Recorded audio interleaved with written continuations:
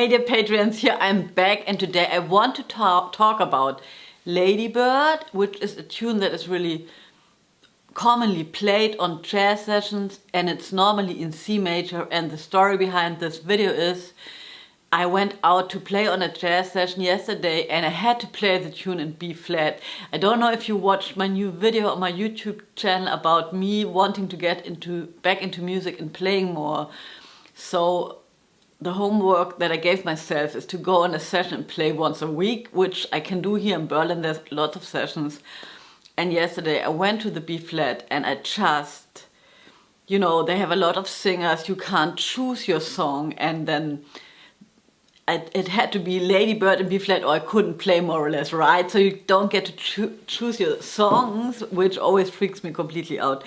And that's why I want to talk with you about this song and how I think about it, how I can transpose sort of quickly without using the real book, right, or the iReal Book Pro, because I really don't believe in, first of all, you probably already know that there are lots of wrong chords in it, or there are chords in it that are way too complicated and it can confuse you big time, and then you try to play those changes in this iReal Pro app and it doesn't sound good. And so I really recommend learning the tunes by heart. So let's talk about this tune. Ladybird has 16 bars, which is like a short form, and it's mostly played in C major. So the first chord could be like a C major chord, right? So it is a C major chord. The first chord is a C major chord. And that's our tonic. We're in C major. It's starting in C major. The first two bars are the tonic. And then already, interesting, we have F minor 7, B flat 7. And then it's going back to C major. So in my mind, when I see those two chords, this is a 4 minor chord. I think I talked about it before, but let's talk about it again. So if we're in C major, on the 4th degree we have the F major, right? Which is like a regular 4 chord. But there's also a regular sort of 4 minor chord, which really happens in a lot of pieces. And the F minor 7 chord is very closely connected to the B flat 7 chord, right? So if you play it like this up here, that's how I like to visualize it. You know, you have the F minor here and the B flat 7 here. This is very common in many pieces, right? You can see how closely they are connected, and basically I'm just thinking 4 minor in this place, and that helps me later to transpose really quickly, right? And then it goes on, it's a 2-5-1 to A flat major, and that seems like a very unrelated 2-5-1, but actually it's very much related, because the A flat major chord is on the flat 6th degree of C major. So I'm thinking I'm in C major and I have a 2-5-1 that's going to A flat, right? So, and I know that there are those chords on the flat degree. So let me explain. If you have a C major chord, if you're in C major, you have like 3 diatonic minor 7 chords, like the D minor 7, the E minor 7, and the A minor 7. And if you lower the root, D minor 7 becomes D flat major 7, E minor, E flat major 7, and A minor, A flat major 7. And this would be like the D flat major on the flat 2nd degree, the E flat major on the flat 3rd, and the A flat major on the flat 6th. And those chords still belong to C major, right? And I just know about those chords, and that helps me also to understand, okay, this 2-5-1 is going to A flat major, and the A flat major is sort of related to the C major chord. So it's and I know it's how to play a 2-5-1, right, and then the tune ends with A minor 7, D7, D minor 7, G7, going back to C major. And yes, so if you want to minimalize it, so A minor 7, D7, I could also think D7, D minor 7, G7, I could also think G7. So basically it's D7, G7, going to C. Or I could also think I'm starting on the relative minor, going to 2-5, back to C major. Those 4 chords, that happens so often in many standards that you, before it goes back to the tonic somehow, you have like this exact chord progression. And then the more tricky moment on this tune is this turnaround,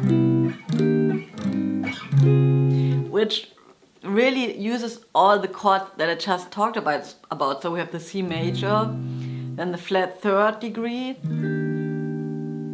flat 6, flat 2, and 1, right? So I'm going to play just the chords, 1 chorus.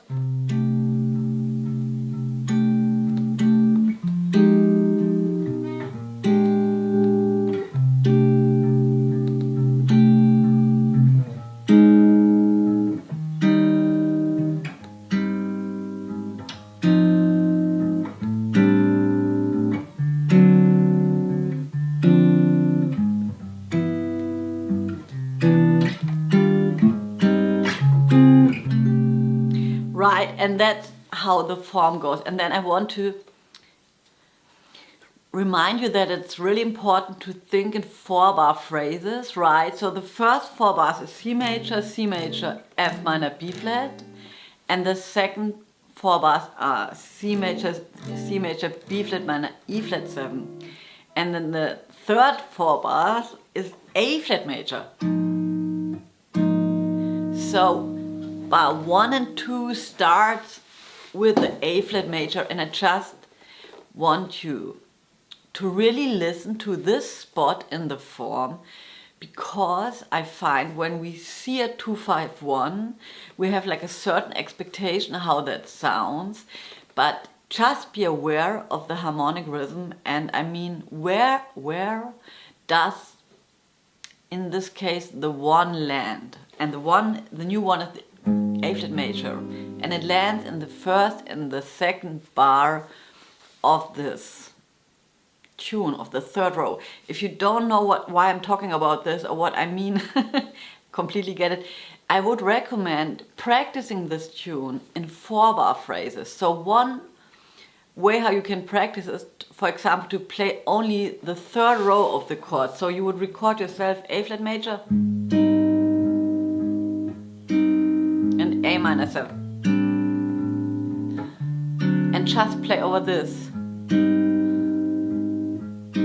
I think I'm out of tune. And I'm going just to improvise a little bit over those 4 chords, because in my experience many students or just people just like have a problem in this part, because the A flat major sort of comes in a way that we don't expect it. So let's improvise only over those 4 bars. 1, 2.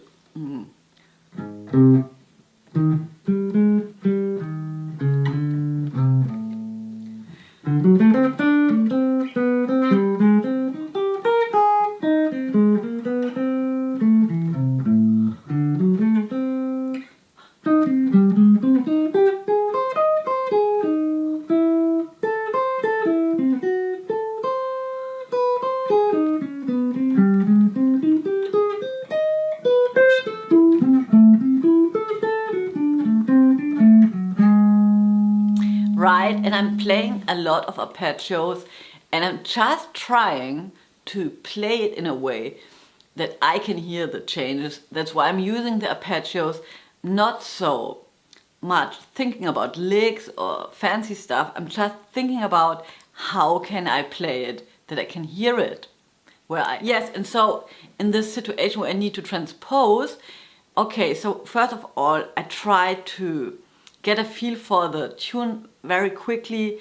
I know now I'm in B flat, so the tonic is B flat major. I know the 4 minor chord is E flat minor. Right, then with the A flat 7, then B flat major, tonic. So now I know there's a 2-5-1 going to the flat 6 chord. What's the flat 6 chord in B flat major? It's G flat major. Already freaking out. What's a 2-5-1 in G flat major? A flat minor, D flat 7 going to G flat major. And then I know I have those 4 chords that I talked about that are so common. And I think, okay, 6 degree in B flat major is G minor.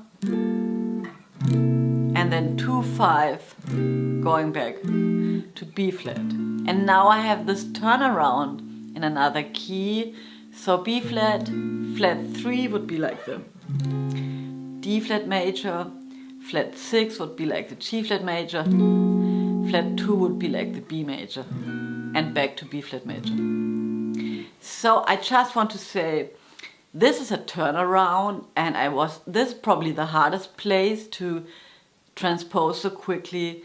It's always an option to just play a 5 chord, like an F7, and just play an F7 line going back to the B flat major. Basically the spot where you have the turnarounds in the songs, at the end of the songs, insert any turnaround you want to, right? You can check out the new stuff that you may be learning and play another turnaround there. It will most definitely work since there's also no melody.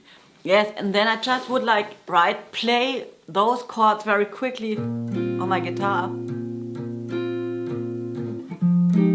Wrong, wrong key.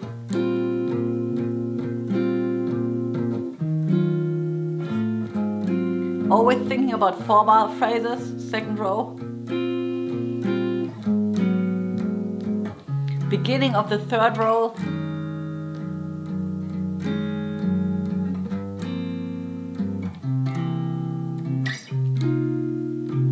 Turn around.